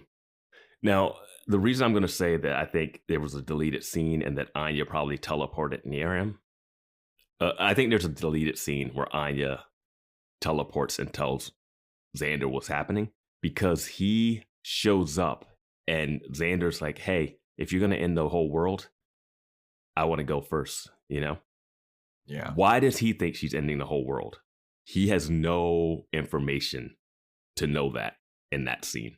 That's why I think that the magic, the positive magic that she stole from Giles. Well, okay, because Buffy also loves Willow, so why wouldn't she know that? Buffy and Dawn also only find out that Willow's about to destroy the world when Anya tells them that. Anya has to tell them the whole thing. Well, Buffy and Dawn, I would say that Buffy can't be transported to Willow because she's a supernatural being, and then we were told that supernatural beings can't do anything. Dawn maybe can't because she was the key. Yeah, I just don't supernatural think ball of energy. I'll wait to see if Joe Dean has anything, but I feel like there's a deleted scene where Anya tells Xander what's happening, and then Xander goes to do it, because that seems. I mean, but Anya can't tell Xander what's happening, because then when Giles tells her that, like, yeah, Xander saved the world, Anya looks surprised and she's kind of like disappointed. Yeah, like, but she can. I mean, he can tell her that. Like, she told Buffy that she can't save, but then if Giles came to and said Buffy saved us, she wouldn't be like, how? Like, she could tell Xander what's happening. That's what I think. She tells Xander what's happening, and then Xander goes to stop it. Like, that would fit into what they had that conversation at the Magic Box when she was like, hey, why don't you like do something? You know, it's all your fault. If he told her, hey, if she showed up and told Xander, there's nothing you can do. You can't stop her. She's going to end the world. She's going to this bluff. And he's like, I'm going to stop her. And she's like, this is your death sentence, you know? And then later we find out he went there and did save it. That's one of those moments where Anya's reaction to that is like, wow, he did it. But my question was like, how did he get there? I don't think the magic teleported him there. If he didn't teleport him there, then I was thinking that kind of like, how if the magic didn't teleport him there, Buffy should have heard the information that she's going to Kingsman Bluff, and she should be like, "Oh, that's just like 15 feet that way." Exactly. That's what I was thinking. Like, is that like there's the bluff right next to the cemetery? Like, because he just walks the bluff to the cemetery. Yeah, I was on my way to get rope, and then I saw you shooting us. But the line where he says that he knows that she's ending the world, that makes me think there's a deleted scene, because he would have to be told that. Fair enough. I think it's too much of a leap for him to be teleported there and given every single bit of information about what she's doing. I think that's my theory. I'm thinking that's what happened. I know this whole show is a bunch of people having a bunch of headcanons. Yeah. So yeah, after Giles tells Anya that Xander did it, Xander saved the world, she's kind of like, oh, isn't that fucking great? Isn't that nice? Mm-hmm. We go back to Buffy and Dawn, and they're still stuck in the tomb. And Dawn's like, I think it's over. And Buffy's like, walks over to a casket and sits down, and she just starts sobbing. And then Dawn. Yeah, this was a bad one. This was on par with her for the episode, but it was a bad one. And they did. And she sees Buffy, head in her hands, sobbing. And Dawn decides to say, in her sassiest voice, oh, sorry to disappoint you that the world is still here. I swear to God, dude. There's one person, I think it's Queen C on Discord, that's like, I actually like Dawn. How could you? This line was like so it was the opposite of what they tried to do with the Giles laughing scene, you know? And it's just it's one of those, when she said that, my note was just, Dawn starts to be a jerk. Like, yeah, why is she doing that? One, you just found out that your sister was almost raped by a vampire. Mm-hmm. And now she's crying after all of this. And you aren't like, hey, let me comfort you. Let me find out what's wrong. You're like, oh, you don't want to be around me anymore. You want the world to go away. It's like, did you not see her fighting back to back with you and trying to climb out of the hole? I thought that we were past this too. Yeah. Like, I thought that we were past the whole, like, you don't want me around anymore. Like, they keep coming back to this, and Buffy has to keep reassuring Dawn, no, I want you around. No, I want you around. No, I want you around. It's more of not even her wanting her around as much. This is more, you've been absent since you came back from heaven, Buffy, and we haven't fully resolved that issue. Yeah. Yeah, man. I mean, This issue needed to be resolved mid season or before this. Like, mm-hmm. I feel like we should be focused on Willow here. We should be focused on this stuff. We should be focused on the trio and the duo and Warren. Instead, we're still trying to deal with, and they've done this every season, we're still trying to deal with the overarching thing. Mm-hmm. But like the season where Riley leaves, he leaves in the middle, so that arc goes away, and it still lingers, but like it had a conclusion. Now this, she comes back from heaven. We have a great musical episode, but they don't settle it after that. They just let it linger for the next like 12 episodes. Yeah, and they still don't really like. She had a little comment to Xander, like, "Look, dude, like when I came back, like shit's been fucked." Yeah. That's the most conversation we really get about it. Even her talking to Giles earlier, she was like, Willow started abusing magic and I didn't even notice because of my own life stuff. I was like, yeah, well, you have issues. You have real life stuff. You're within your right to take some time for yourself, you know? And the fact, and then this whole scene between Buffy and Dawn and Buffy apologizing, it's just, oh my God, dude. So yeah, after Dawn says like, sorry, it's point of the world still here, she's like, oh wait, is that Happy crying? And Buffy's like, yeah, idiot, I didn't want the world to end. And then Buffy gets up and apologizes to Dawn. I'm sorry that I haven't really been around. And Dawn's like, it's okay. Dawn doesn't apologize back to Buffy? Like, I just don't understand how this season is Buffy's fault. You can't bring someone back to life and then blame them for every problem that happens. Yes, dude. And like they understand why Buffy sacrificed herself. It's to save Dawn. Because Dawn save the world. To save Dawn, save the world. There were dragons flying around. And then they bring her back and she's like, look, I'm going to need a minute. And they're like, you don't got a minute. No. When are you going to get back to training? When are you going to do for a job? Are you going to go back to college? Fuck Giles for that. You need to get back to training? That was the craziest thing.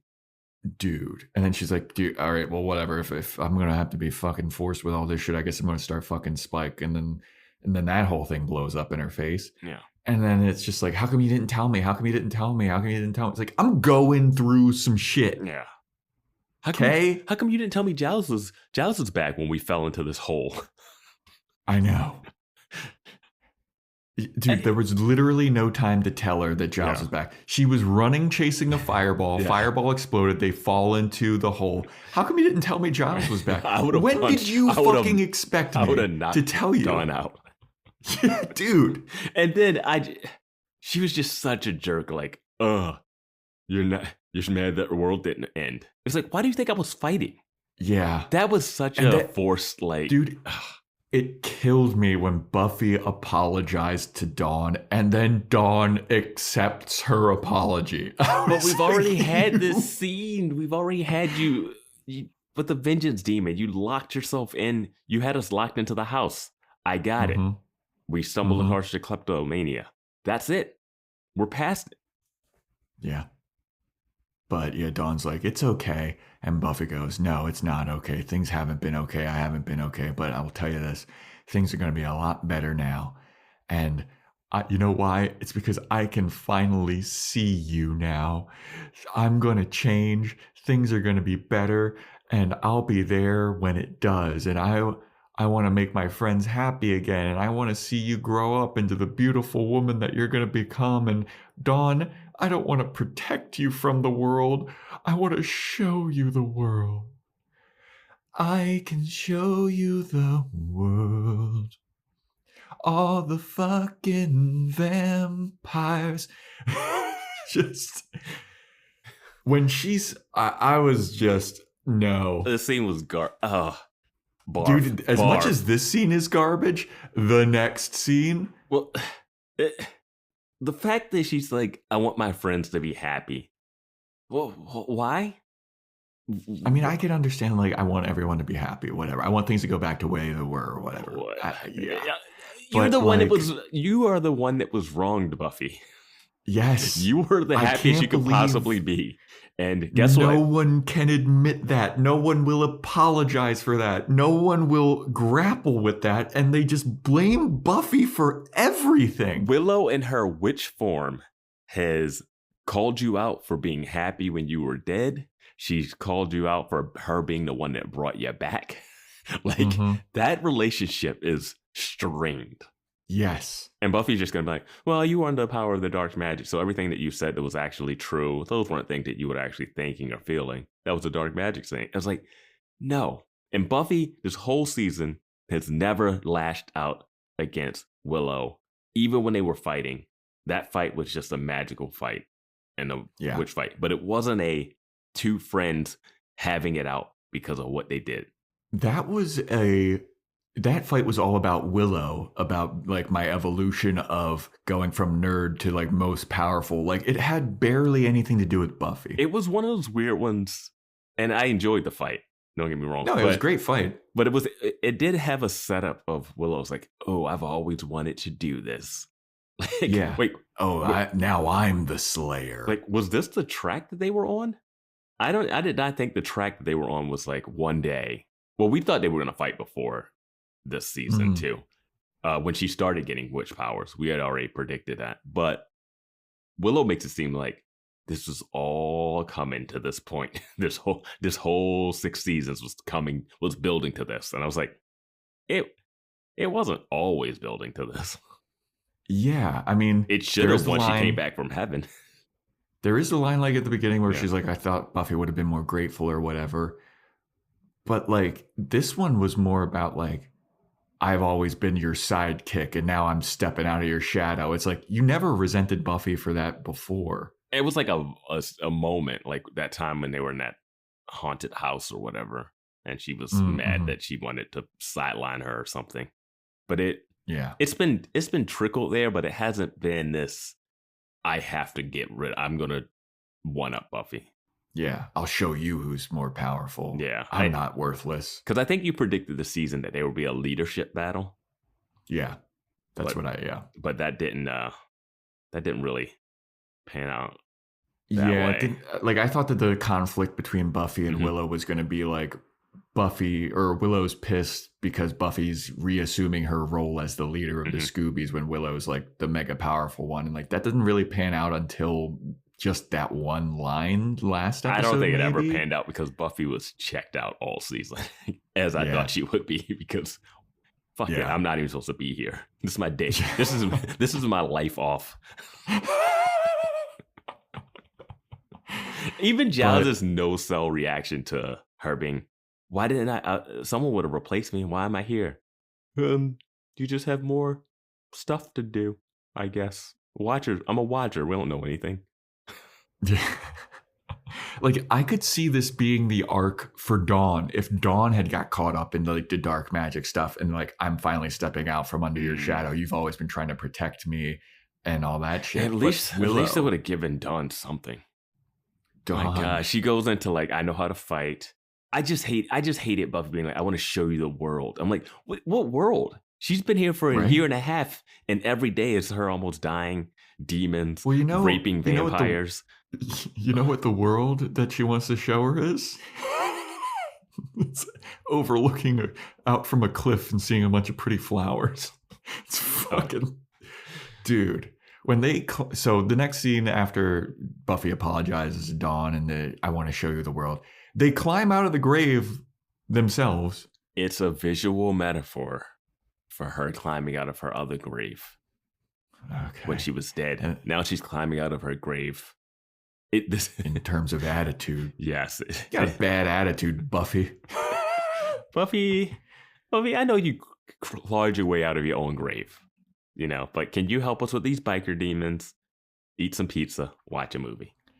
And then we go to Xander and Willow still hugging on the cliff and crying. And bro, the song that's playing underneath. Do you know this song? Do you know what it is? I do know this song. It's not necessarily a song. It is a song version of the prayer of Saint Francis. And I know that because the high school that I went to was run by Franciscan friars.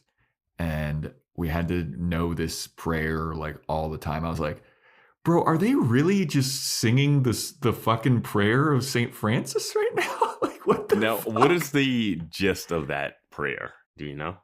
It's the same gist as every prayer. It's like, oh, thank you, God, for all of the gifts that you've given me and give me the power to be humble and bask in your splendor and all that shit. And like this is like the weirdest religious song sad montage that's going on. Like Giles and Anya walk out of the magic box together and like amongst all this destruction and all this stuff, Jonathan and Andrew are in like a trucker's truck who looks like he's like a creep And they're like huddled together like, I don't trust this guy. And they're heading to Mexico. And Buffy and Dawn just walk over to a cliff. And it's a big garden. And there's pretty flowers and all that bullshit. And they're arm in arm. Yeah. And I was like, this is so lame. This is okay. So the end of season 5, we get everyone sad. We end on the tombstone. We get like this tableau of Buffy dead and Spike on his knees in pain and sorrow in the background. It's like, this is epic. Like, this is crazy. And this is just like this feel-goodery nonsense. Yeah. And I would have liked sucks. I would have liked a better I don't know. And then they try to do this nonsense.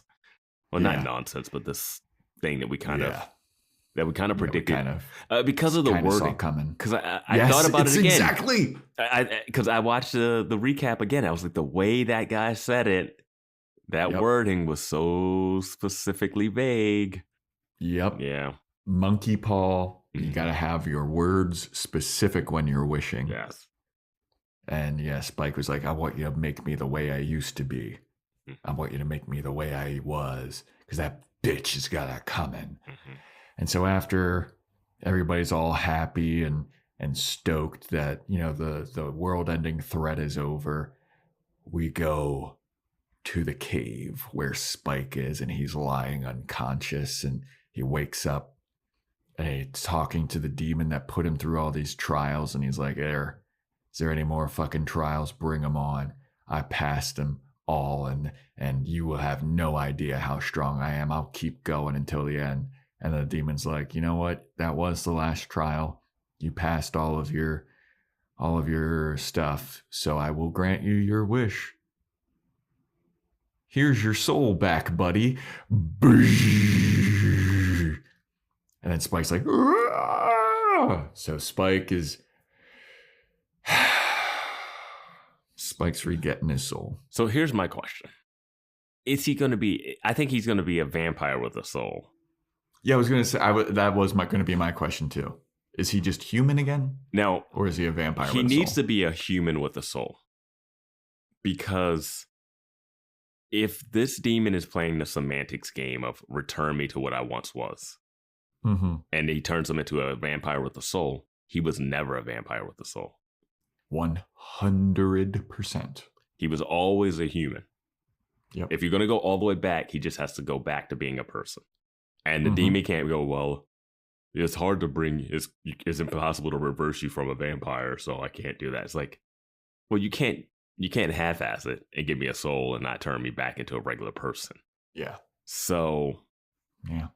I mean, I feel like we've dealt with like 2 to 3 episodes of this little trials being sprinkled in so that we can have Spike get his soul back. And like, because I was saying, if Spike comes back into the picture and is somehow going to still rile up the Spuffies, the only way is for him to turn back into a person and then have to somehow make amends. Like the episode no one likes.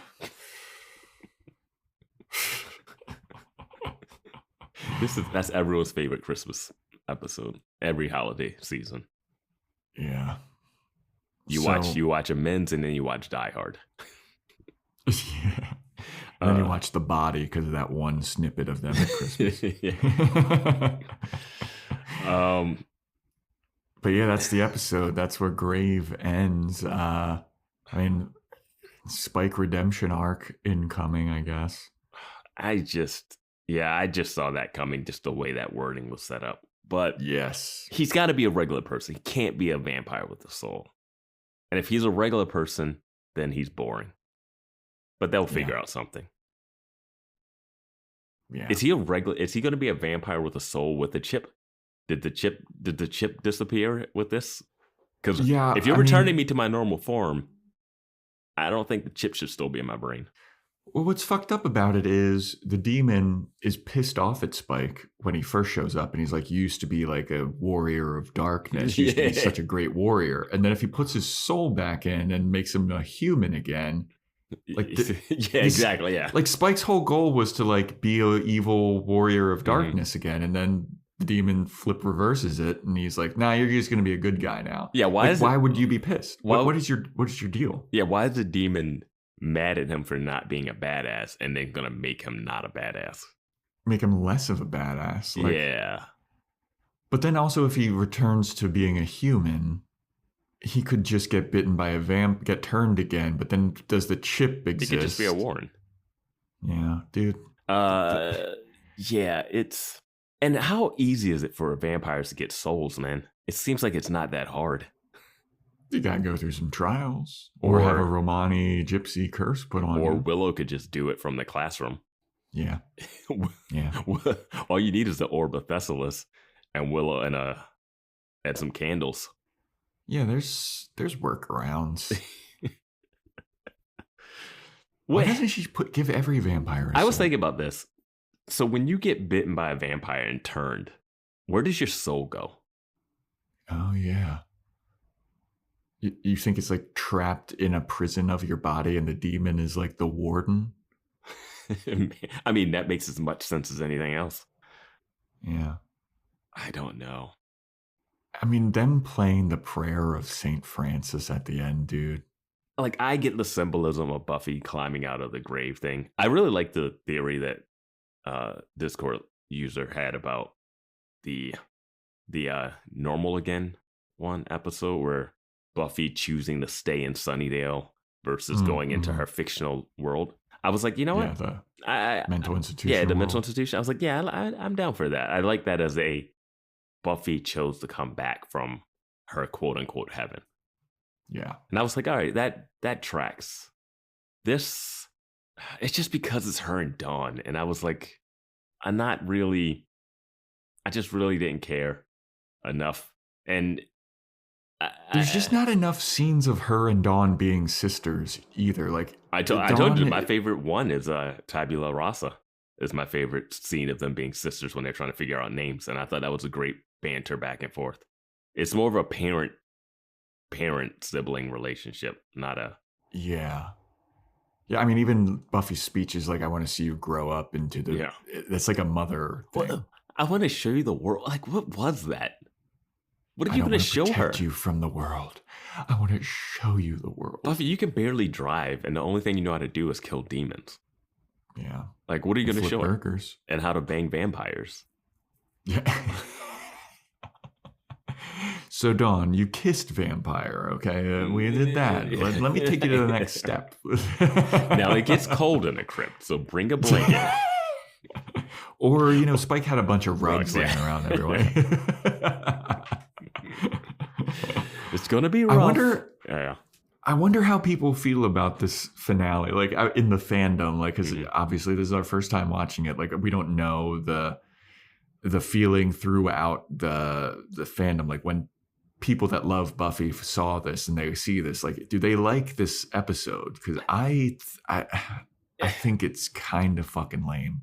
I hate when it's Willow, Giles, and Buffy, and Willow goes, fetch, throws a fireball, and Buffy leaves.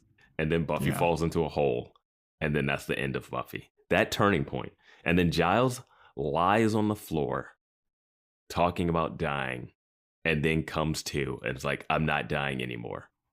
Yeah, he just popped up like The Undertaker, dude. I was like, what are we doing? How is Giles and Buffy not there when she's at the... Everyone's so separated at the end. Yeah. And then Xander shows up out of nowhere. And he's like, yeah, my power of love will stop this. And it's just soon, and we don't even know that that's what's happening, that he put the true essence of magic in her. Mm-hmm. But when I was watching, I was like, why is Xander, of all the people, getting through to her? Like, she was just like throwing everyone. She's talking shit to Dawn. I was like, man, she is vicious. And then Xander shows up, makes a couple quips, and it's like, oh, I can't kill Xander, my old friend. Yeah. And it makes sense. It makes sense in hindsight. It makes sense in hindsight. But when you're watching that scene, you're like, this is so lame that this is working. Yeah. I mean, they do a lot of like power of friendship, power of love. See, like they did it with Adam. Yeah. That's how they all defeated Adam. And they didn't even really need to do that, I feel like. Looking back on that, about how they needed to tap into the power of the First Slayer to beat Adam, like they didn't, I feel like they didn't even need to do that. You know? Yeah. And they did a power of love thing with Buffy sacrificing herself for Dawn. Like, it's the same blood. Adam was the lamest. Like, this is a really lame ending, though. Yeah. I think the issue comes from them not wanting to kill anybody off. Like, I'm with you. I thought Giles would die. I thought that he was going to die. Because, like, he's already not in the show. And then in the credits, they say special guest star. Mm-hmm. But yeah, Anthony Stewart Head. I feel like you gotta like push something here. Anya has to die. Giles has to die. They did, but I'm saying at the end, there's no more motivation against Willow. It's like, and then once it becomes, I'm going to destroy the whole world, then you don't care because you know it's not going to happen. Yeah. When it was just, hey, we need to save the duo because if Willow does this, it's no coming back for her. That is a personal thing. Now you can have a conversation with her about like not going too far dark, and it's really interesting. But then when it comes to, I'm going to stand at a tower and do magical stuff and the whole world's going to end, you're like, well, that's not going to happen. Like when she killed Warren, you figure, okay, she killed Warren. Is she going to kill him? Are they going to let that happen? She kills Warren and then it's all over. I mean, it's, wow, everything's fucked. That's the point of no return. Yeah. But then it's not. And it just gets settled real easy. Do you think Willow gets off too easy? Dude, she does. She sucks. I was just about to say, you know how we talk about like how Jonathan and Andrew were never going to go back to prison? Like, is Willow going to and Giles never had to answer for killing Dr. Intern Ben.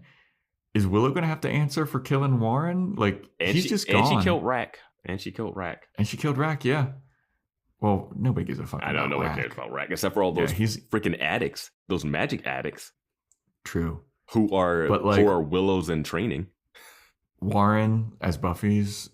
I mean, if Buffy could kill Rack because he's not really human or whatever, he's a warlock or some shit. I don't know. But Warren's just a human. Like, are there going to be ramifications for Willow for killing Warren? No. Or more just like, I can't believe I did that for like 3 episodes and then we move on. I feel like, no. It'll be more about her trying to bounce back from trying to get another relationship or something. I have no idea what season 7 is going to be about. Dude. Yeah, I don't know what my a Spike redemption arc. I also hate that. I also hate that it's going to be a Spike redemption arc if that's the case. Because we were like, kill him. This is the point of no return. It sucks because I want Spike to just go back to being completely bad. Yeah. It's a little letdown. It's a little letdown. The first part of the episode, but once Giles shoots that green magic, once she decides that she needs to end the world, it just have her go after the kids again. Just have her go after those two and make that the whole thing. And Buffy doesn't come up with a plan to stop her. Like, she always figures out some type of plan. But instead, she does nothing. Yep. She's chilling with She's Dawn. completely sidelined. And then they take it. And this is what I was saying, people that don't like Xander. It's like, they decide to give Xander the hero moment. Which they slightly set up where he says, I'm not the hero of the story to Anya, blah, blah, blah. Yeah. But I got really excited at one point. Where I thought she wasn't going to, I thought it was going to be kind of like the end of one of these X-Men, the X-Men 2, I think, maybe X3. Last Stand? Whichever one where Wolverine kills Jean Grey. Because it's almost set up the same way. Like, she's like ripping people apart and Wolverine has that healing power. So he's walking towards her and trying to talk her down. And he gets close to her and he stabs Jean Grey. And I was like, I want Xander to have to kill Willow in this moment. Because that will be dramatic as hell. Yeah.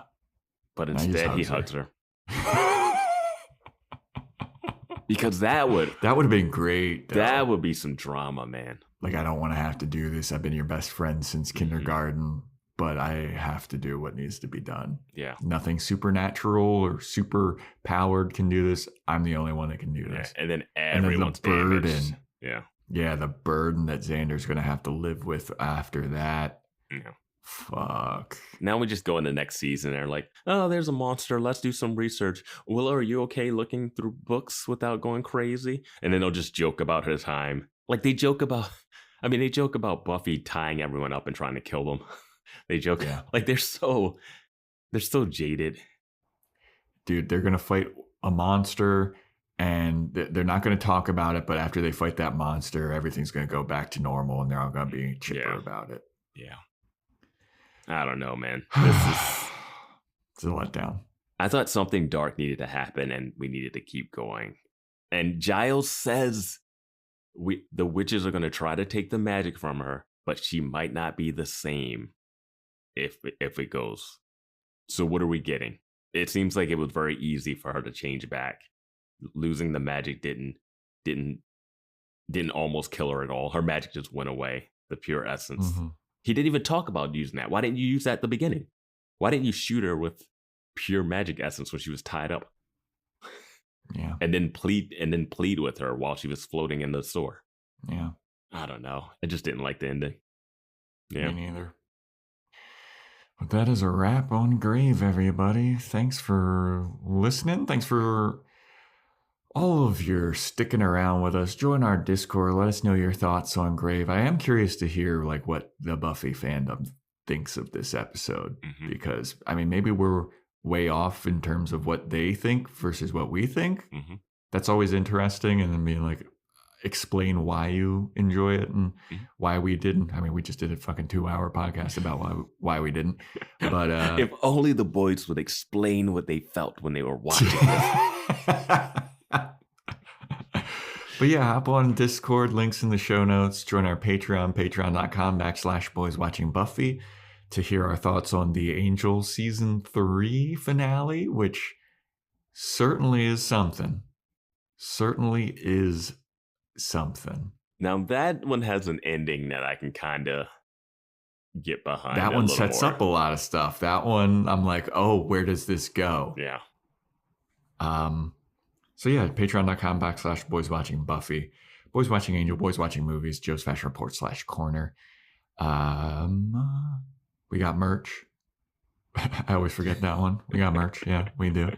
We got merch. That link's in the show notes somewhere. And yeah, if you want to get a shout out, 5-star Apple Podcast rating and review, 5-star Spotify rating, send it to us. Still waiting for that listener or listeners from Hawaii. Dropping the ball, Hawaii. Let's extend it to fucking Hawaii or South Dakota. If you're listening to this and you're in Hawaii or South Dakota, reach out. We'll shout you out. And stay tuned next time when we do our Season 6 recap.